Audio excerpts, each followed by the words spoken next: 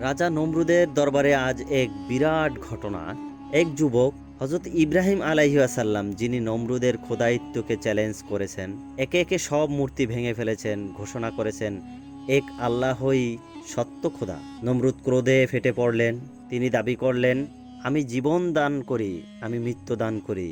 কিন্তু হযরত ইব্রাহিম আলাইহিসসালাম তাকে এমন এক চ্যালেঞ্জ ছুড়ে দিলেন যা শুনে নমরুদও নির্বাক। কিন্তু এখানেই শেষ নয়। নমরুদের আদেশে হযরত ইব্রাহিম আলাইহিসসালামকে জ্বলন্ত অগ্নিকুণ্ডে নিক্ষেপ করা হলো।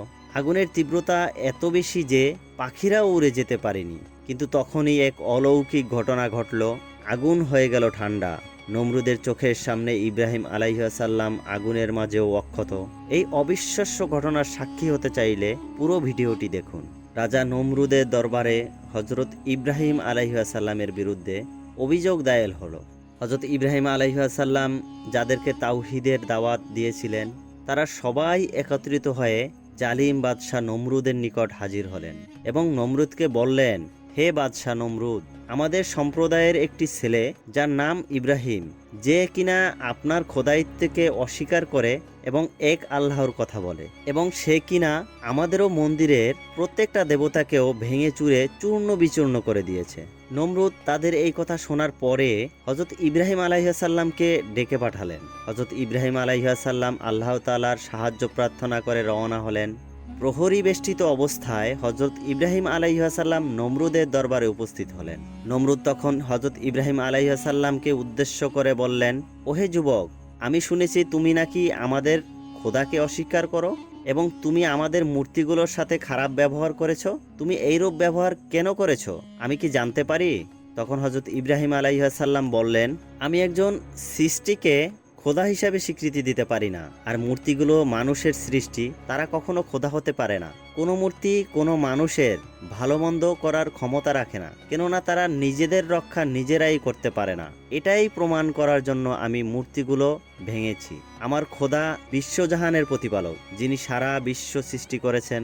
আকাশ, বাতাস, পানি, মানুষ সবকিছুই তিনি সৃষ্টি করেছেন। তিনি এক এবং অদ্বিতীয়। তিনি কারো মুখাপেক্ষী নন। তিনি হলেন একমাত্র প্রতিপালক। একথা শুনে নমরুদ হযরত ইব্রাহিম আলাইহিসসালামকে বললেন, তোমার যদি কোনো প্রতিপালক থেকে থাকে তাহলে তার কিছু নিদর্শন বলো যা আমার নেই। তখন হযরত ইব্রাহিম আলাইহিসসালাম বললেন, আমার প্রতিপালক যিনি জীবন ও মৃত্যু দান করেন। একথা শুনে নমরুদ হযরত ইব্রাহিম আলাইহিসসালামকে বললেন, আমিও তো যখন চাই জীবন দান করতে পারি এবং যাকে খুশি তাকে মৃত্যু দান করতে পারি। এই বলে নমরুদ তার একজন নিরপরাধী ও একজন মৃত্যুদণ্ডকারী দুজন ব্যক্তিকে হাজির করলেন এবং নমরুদ তার জল্লাদকে হুকুম করলেন নিরপরাধী এই ব্যক্তিকে দেহ থেকে ধর আলাদা করে ফেলার জন্য। হুকুম পেয়ে জল্লাদ নিরপরাধী ব্যক্তিটিকে ধারালো তরবারি দিয়ে এক কোপে দেহ থেকে ধর আলাদা করে ফেলল এবং ফাঁসির আসামিটিকে নমরুদ মুক্ত ঘোষণা করে দিলেন। অতঃপর হযরত ইব্রাহিম আলাইহিসসালামকে উদ্দেশ্য করে বললেন, দেখো তো ইব্রাহিম, আমি চাইলে কারো জীবন দান করতে পারি, আবার চাইলে কারো জীবন সংহার করতে পারি। সকল ক্ষমতা আমার হাতে। নমরুদের এই আচরণ দেখে হযরত ইব্রাহিম আলাইহিসসালাম বুঝতে পারলেন যে নমরুদের থেকে নির্বোধ আর কেউ হতে পারে না। তাই হযরত ইব্রাহিম আলাইহিসসালাম নমরুদের সাথে এই বিষয় নিয়ে আর কোনো তর্ক করলেন না, বরং নমরুদকে বললেন, আমার প্রতিপালক প্রতিদিন ভোরে পূর্ব দিক থেকে সূর্য উদিত করে এবং পশ্চিম দিক থেকে অস্ত নেয়। তুমি কি পারবে পশ্চিম দিক থেকেও সূর্য উদিত করতে এবং পূর্ব দিক থেকে অস্ত নিতে? পবিত্র কুরআনে বর্ণিত আছে, হযরত ইব্রাহিম আলাইহিসসালামের এই কথা শুনে নমরুদ নির্বাক হয়ে গেলেন।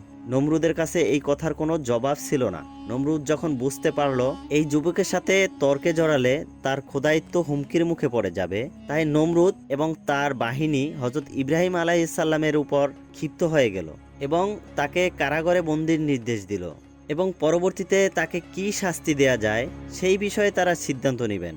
নমরুদের হুকুমে হযরত ইব্রাহিম আলাইহিসসালামকে কারাগারে নিয়ে যাওয়া হলো। এরপর নমরুদ তার সবার বিশিষ্ট বর্গদের সাথে আলাপ আলোচনা করলো হযরত ইব্রাহিম আলাইহিসসালামকে কিভাবে শাস্তি দেওয়া যায় এবং কি শাস্তি দেওয়া যায়। সবার ভিতরে একজন উঠে বলল, বাদশাহ, আমরা তাকে হত্যা করে ফেলি। নমরুদের এটি পছন্দ হলো না। এরপর আরেকজন উঠে বলল, বাদশাহ, আমরা তাকে অগ্নিকুণ্ডে নিমজ্জিত করি, যাতে করে জাতি কেউ আর এরূপ সাহস না করতে পারে। তার একটি দৃষ্টান্ত হয়ে থাকবে। নির্বোধ জালিম নমরুদের এরূপ পরামর্শটি পছন্দনীয় হলো। তাই নমরুদ রাজ্যে ঘোষণা করে দিল, তোমরা কাঠ সংগ্রহ করো। এবং নমরুদের হুকুমে বিশাল একটি খোলা ময়দানে নমরুদের সৈন্যরা কাঠ সংগ্রহ করতে লাগলো। কাঠ সংগ্রহ করতে করতে মাঠে বিশাল একটি পাহাড়ের মতো কাঠ দ্বারা বেষ্টিত হলো এবং নমরুদ চারপাশে একটি উঁচু দেয়াল নির্মাণের নির্দেশ দিলেন। তার সৈন্যরা চারপাশে উঁচু একটি দেয়াল নির্মাণ করলো। তারপর সেই কাঠে নমরুদের নির্দেশে আগুন ধরিয়ে দেওয়া হলো। এত পরিমাণে আগুন ফলক উঠল, বিভিন্ন কিতাবে বর্ণনা রয়েছে যে আগুনের এত তীব্রতা ছিল, যেই জায়গায় আগুন জ্বলছিল সেখান থেকে 1 কিলোমিটার উপর থেকে যদি কোনো পাখি উড়ে যেত, তা পুড়ে ভস্ম হয়ে সে আগুনের মধ্যে পড়ে যেত। এখন নমরুদ হযরত ইব্রাহিম আলাইহিসসালামকে সেই আগুনের ভিতর নিক্ষেপ করার নির্দেশ দিলেন, কিন্তু নমরুদের সৈন্যরা বিপদে পড়ে গেল, কারণ আগুনের আশেপাশেও যাওয়া সম্ভব ছিল না। তাকে কিভাবে আগুনের মধ্যে নিক্ষেপ করবে? এমতো অবস্থায় ইবলিস শয়তান চুপ করে বসে থাকতে পারল না।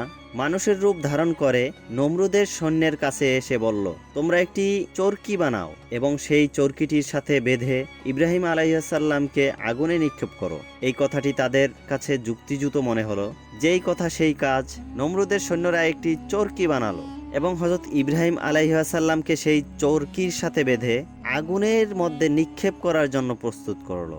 এমতো অবস্থায় আল্লাহ তাআলা হযরত জিবরাইল আলাইহিসসালামকে নির্দেশ দিলেন, হে জিবরাইল, তুমি যাও, আমার বন্ধুকে তুমি সাহায্য করো। আসলে আল্লাহ তাআলা হযরত ইব্রাহিম আলাইহিসসালামকে পরীক্ষা করতে চাইলেন। তখন জিবরাইল আলাইহিসসালাম আল্লাহ তাআলার নির্দেশে হযরত ইব্রাহিম আলাইহিসসালামের কাছে এসে হাজির হলেন এবং হযরত ইব্রাহিম আলাইহিসসালামকে বললেন, হে আল্লাহর বন্ধু, আমার কাছে সাহায্য প্রার্থনা করেন। আমি আপনাকে সাহায্য করতে এসেছি। আপনি নির্দেশ করেন, আমি আমার ডানার এক ঝাপটে সমস্ত আগুন পৃথিবীর এক প্রান্ত থেকে অন্য প্রান্তে নিয়ে ফেলব। তখন হযরত ইব্রাহিম আলাইহিসসালাম বললেন, আমি তোমার কাছে কেন সাহায্য চাইব? আমি তো কোনো অন্ধ খোদার ইবাদত করি না। আমি ইবাদত করি এমন এক খোদার, যিনি তার বান্দার দুঃখ কষ্ট সুখ দুঃখ সবই দেখেন। তিনি যদি চান আমাকে আগুনে পুড়িয়ে মারবেন, তাহলে আমি তাতেই রাজি আছি। ইব্রাহিম আলাইহিসসালাম পরীক্ষায় উত্তীর্ণ হলেন। এরকম কঠিন অবস্থায়ও তার ঈমান অনেক মজবুত ছিল। এরপর নমরুদের সৈন্যরা সেই চরক দিয়ে ইব্রাহিম আলাইহিসসালামকে অগ্নিকুণ্ডে নিক্ষেপ করতে চাইলেন, কিন্তু চরকটি সকল সৈন্যরা মিলেও এক বিন্দু পরিমাণও নড়াতে পারল না, কারণ চরকির উপরে আল্লাহ তাআলার রহমতের ফেরেশতারা এসে বসলেন, যার কারণে চরকিটি এক চুল পরিমাণও কেউ নড়াতে পারল না। তখন এই দৃশ্য ইবলিস শয়তান দেখার পর আর চুপ করে থাকতে পারলেন না। সে আবারও মানুষের রূপ ধারণ করে চলে আসলো নমরুদের সৈন্যদের কাছে। এসে বলল, তোমরা যদি এভাবে সারা জীবনও চেষ্টা করো, ইব্রাহিমকে আগুনে নিক্ষেপ করতে পারবে না। তোমরা একটা কাজ করো, 40 জন যুবতী নারী এবং 40 জন যুবককে এনে এই স্থানে প্রকাশ্যে জেনা করাও, তাহলে তোমরা সফল হবে। তখন সৈন্যরা 40 জন যুবক ও যুবতীকে নিয়ে এসে জনসম্মুখে জেনার ব্যবস্থা করলো। রহমতের ফেরেশতারা এই দৃশ্য দেখার পরে সেখান থেকে চলে গেল। তখন নমরুদের সৈন্যরা চরকিটি দিয়ে হযরত ইব্রাহিম আলাইহিসসালামকে অগ্নিকুণ্ডে নিক্ষেপ করতে সক্ষম হলো। যখন ইব্রাহিম আলাইহিসসালামকে অগ্নিকুণ্ডে নিক্ষেপ করলো, তখন তুমি ইব্রাহিমের জন্য আরামদায়ক ও নিরাপদ শীতল হয়ে যাও। আল্লাহ তাআলা আগুনকে এই মহা নির্দেশ দিলেন। পবিত্র কুরআনে সূরা আম্বিয়ায় এই ঘটনা বর্ণিত হয়েছে। আমরা বললাম, হে আগুন, তুমি ইব্রাহিমের জন্য শীতল ও নিরাপদ হয়ে যাও। সূরা আল আম্বিয়া আয়াত নম্বর 69। এই মহান আদেশে মুহূর্তেই ভয়ানক সেই আগুন শান্ত শীতল এবং নিরাপদ হয়ে গেল। আগুন আর জ্বলত না, বরং যেন একটি ঠান্ডা বাতাসের ঘেরা শান্ত বিছানা হয়ে উঠল ইব্রাহিম আলাইহিসসালামের জন্য। নমরুদ ও তার সাথীরা হতবাক হয়ে এই অলৌকিক দৃশ্য দেখল। ইব্রাহিম আলাইহিসসালাম আগুনের মাঝে দিব্যি বসে আছেন। তার গায়ে কোনো আঁচ লাগেনি, বরং তিনি প্রশান্ত চিত্তে আল্লাহর প্রশংসায় মগ্ন।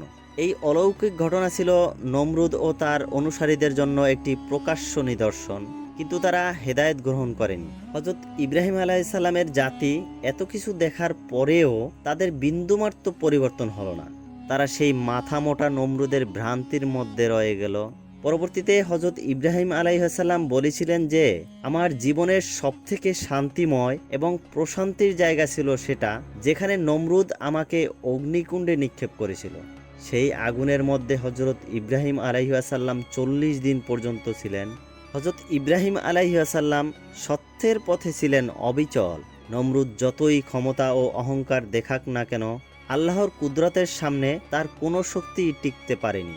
তিনি আগুনে নিক্ষিপ্ত হয়েও আল্লাহর রহমতে পরিপূর্ণ নিরাপদ থাকলেন। এটি প্রমাণ করে যে যারা একমাত্র আল্লাহর উপরে ভরসা করে, আল্লাহ তাদের রক্ষা করেন এবং তাদের জন্য অসম্ভবকেও সম্ভব করে দেন। এই ঘটনা এখানেই শেষ নয়। নমরুদের চূড়ান্ত পরিণত কি হয়েছিল, তার রাজত্বের অবসান কিভাবে ঘটছিল, এসব জানতে আমাদের পরবর্তী পর্ব অবশ্যই দেখবেন।